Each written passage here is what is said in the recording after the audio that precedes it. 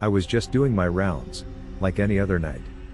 Walking around the quiet streets of the residential community, making sure everything was okay. It was peaceful, stars twinkling in the sky, houses all quiet, folks asleep. But then, things took a real dark turn. I was passing by this house, the lights were all off, and I saw them through the window. The man and his wife, arguing. I couldn't hear what they were saying, but I could see the anger in his eyes. It was like a storm brewing, something bad was about to go down. I didn't want to intrude or nothing, so I kept walking, hoping things would settle down. But then, I heard a loud bang, like a door slamming followed by a scream.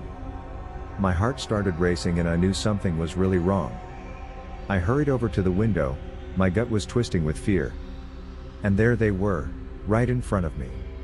The man was holding a gun, and his wife was lying on the floor, blood spilling out around her. It was like time stood still, my mind struggling to process what I was seeing. It was like something out of one of them crime dramas, except it was real. He looked down at her, his face twisted with anger and pain. And then, without hesitating, he pointed the gun at his own head. I couldn't believe what I was seeing, couldn't believe that this was happening right before my eyes. I wanted to shout, to do something, but I was frozen, powerless to stop the horror unfolding in front of me. And then, in a flash, it was over. He pulled the trigger, and the gunshot echoed through the night. His body fell to the floor, lifeless, like a rag doll. My heart was pounding in my chest, my mind racing a million miles an hour. I couldn't believe what I had just witnessed.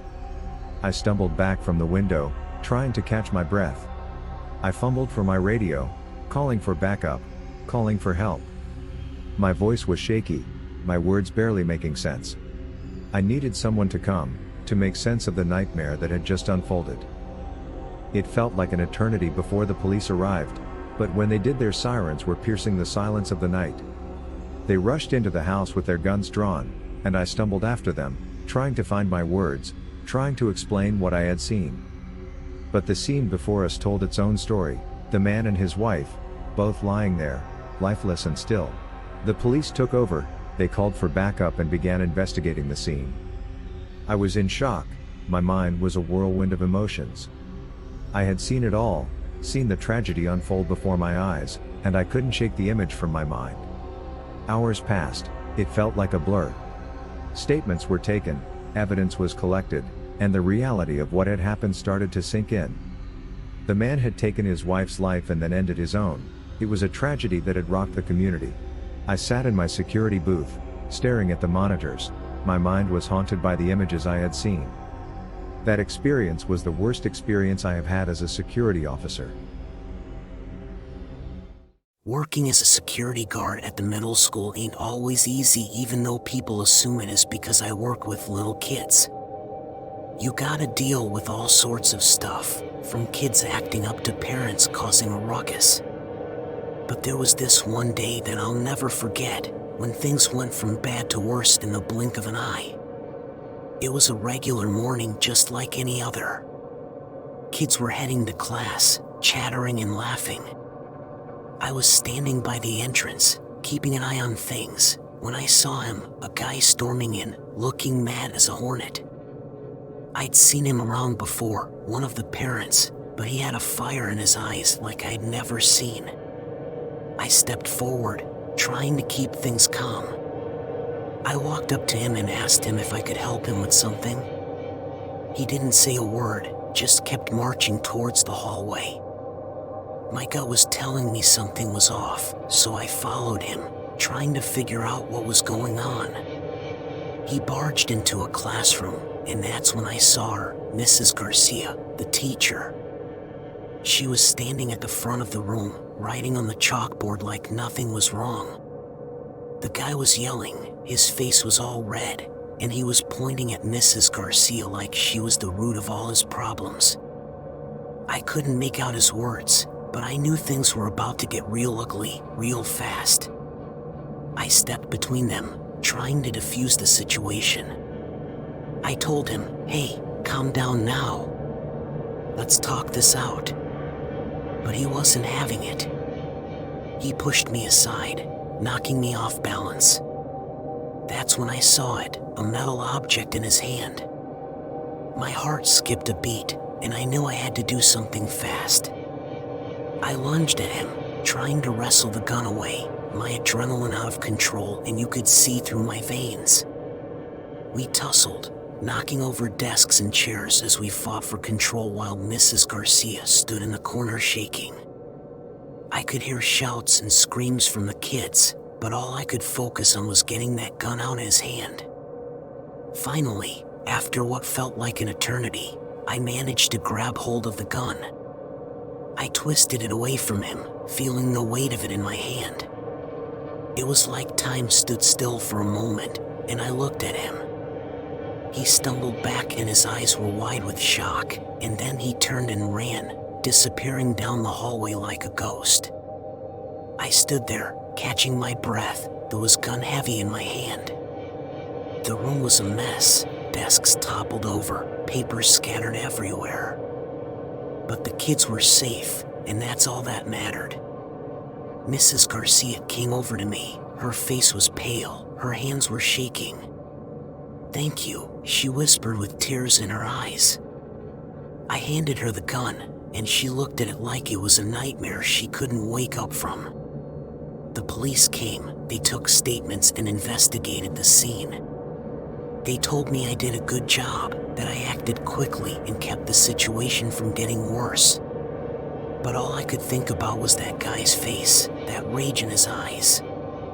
He was willing to hurt someone, to use that gun, all because he thought Mrs. Garcia was picking on his kid. The rest of the day was a blur. Parents came to pick up their kids. The school was put on lockdown. I kept replaying the whole thing in my head, wondering what would have happened if I hadn't been there to stop him. About 6 months ago I was working as a bouncer at this hookah lounge in the heart of the inner city neighborhood. You see all kinds of wild stuff. People coming in to chill, vibe to the music, and puff on them hookah pipes, but sometimes things get heated real quick. And let me tell you about this one night that was off, crazy as hell. It was a Friday night, the spot was jumping, and the air was filled with the sweet scent of tobacco and excitement. I was posted up by the entrance, keeping an eye on the crowd, making sure nobody was causing any trouble. Music was blasting, it was all good vibes. But then, out of nowhere, this argument broke out near the bar. Two dudes, jawing at each other like there was no tomorrow. I could see the tension rising, the anger building like a storm. I stepped in, trying to defuse the situation before it turned into a full-blown rumble. "Yo, fellas, let's keep it chill," I told them, but they was still going at it. One guy pushed the other, and that was it. All hell broke loose. Fists flying, people screaming, chaos erupting right there in the lounge. I jumped in, trying to separate them, but it was like trying to hold back a couple of pit bulls. The fight spilled out into the street. These dudes was throwing punches and cursing at each other. I followed them, trying to keep things from getting worse. But then, just when I thought I had things under control, I heard it, the unmistakable sound of gunshots. Bam! Bam! Bam! I felt a sharp pain in my leg, like fire shooting through my veins. I hit the ground hard. I looked down, blood staining my jeans, and I knew I'd been hit.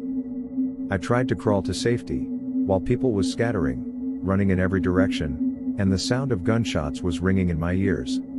It was like a war zone, like something out of a damn action movie.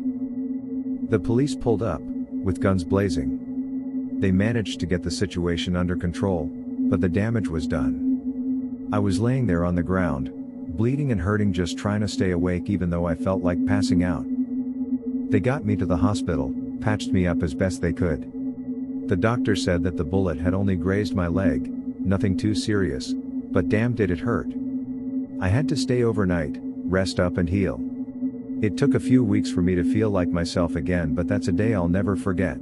I still see them dudes in my mind, swinging fists and pulling triggers like it was nothing. So, here I am, back at the hookah lounge, watching over the crowd, keeping things in check. It's a tough gig, no doubt, but someone's gotta do it. And as long as I'm standing, I'm gonna do my damn best to keep the peace, no matter what gets thrown my way.